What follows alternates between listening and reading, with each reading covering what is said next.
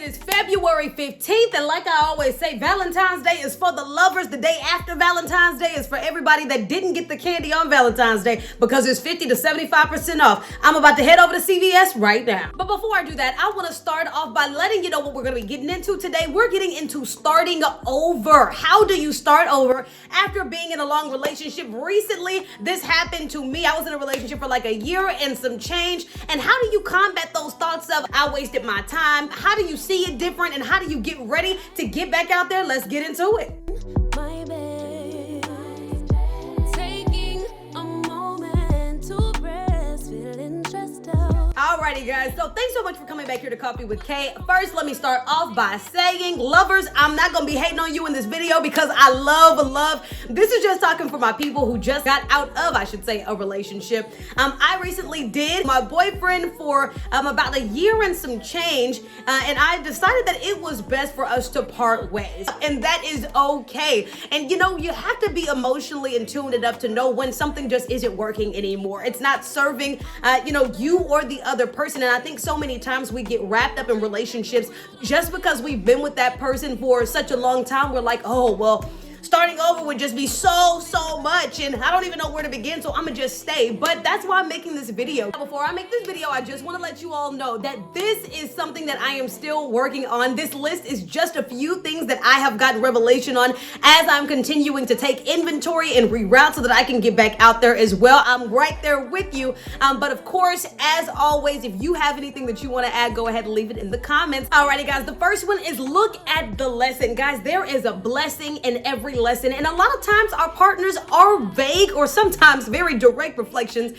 of ourselves. Begin to identify what toxic traits or sometimes even addictive habits or behaviors, habitual behaviors that they exhibit that, truth be told, weren't the best for you or your relationship, that didn't feed you, that didn't push you forward, that you don't want in your next partner. Look at yourself and you can say, okay, well, what kind of toxic traits did they have? Do I have any of that in me? And you have to be honest with yourself too, because a lot of times I think it's so easy to be like, oh, I'm not selfish. Oh, I'm not prideful. Could they be right on some things? Is there other things that I could be working on? And if so, how can I start working on those? Make sure that during this time, you are becoming the person that you want to date as well. For example, you can't go asking for someone who is understanding when you hold a grudge tighter than a wedgie between two cheeks. Don't go asking for somebody who is financially stable when you don't have the discipline to save. You can't go asking for somebody who is emotionally healed and stable when you would rather spend your money on a new bag and a new pair of shoes rather than going to therapy, joining a small group, or getting some accountability. I'm just being real, and all I'm saying is after you get out of a relationship, there's always residue and there's always lessons to be learned.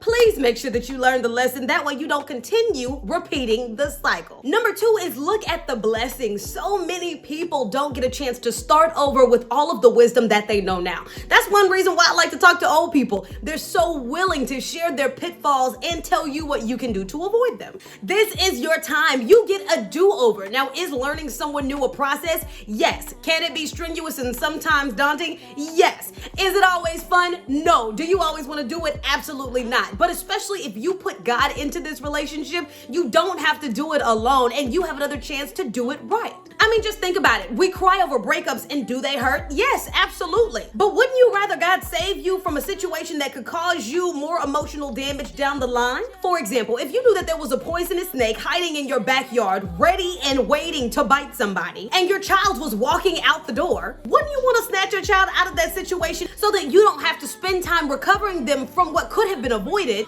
and what could cause irreparable damage later? Now, most of you guys are good at getting analogies, so you are the baby, and the snake is any person or any situation in your life that God removes. So even if you are in a relationship or were in a relationship that felt like forever and then all of a sudden things change, if God knows down the line that he or she will choose to make a decision that will hurt you tremendously and he snatches you from it, that is the best option, no matter how bad it hurts in the now. Don't keep getting big. Number 3 is you get to amend your list. When I was younger, my mom would always encourage my sister and I to write out a list of what we wanted our future husband to look like, act like, be like, all of his traits. Now, obviously, a 15-year-old writing a boy craze list with a love for mindless behavior and abs. My list looked very different now in my mid-20s. However, the same thing applies to now. As you date, you learn what you like and you learn what you don't like. Being older, for some people, not all people, means that you gain wisdom over the years. So use that to your advantage and get out there and date different. If you need to revise that list about your dream guy or your dream girl because what you thought you wanted isn't actually what you wanted or what you needed, now is your chance. If you want to change how and where you look for your next date or your next love because you're tired of dating the same person with a different face and a different name,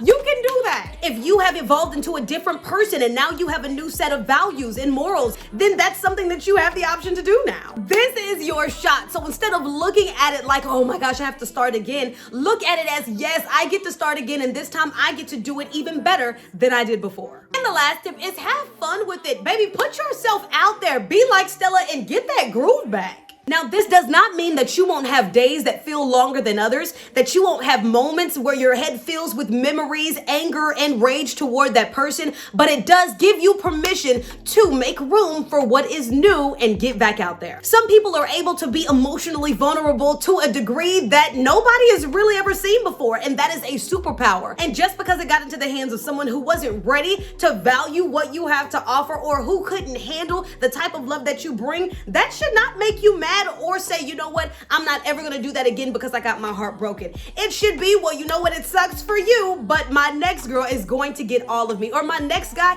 is going to be able to feel love like they've never felt love before. A relationship should never change you at your core in a negative way. Keep being you, keep being open, because though you may ask yourself, is there anybody else out there? If they left you for any reason, then they weren't God's best for you, and the season that they were meant to be in your life just happened to be up. There are billions of people in this world, and someone is waiting to find you, and someone is waiting to be everything that you imagine. Don't lose hope. There is always a rainbow after the rain. Guys, thanks so much for watching. Leave your comments below, and until next time, you better be subscribed. See you later.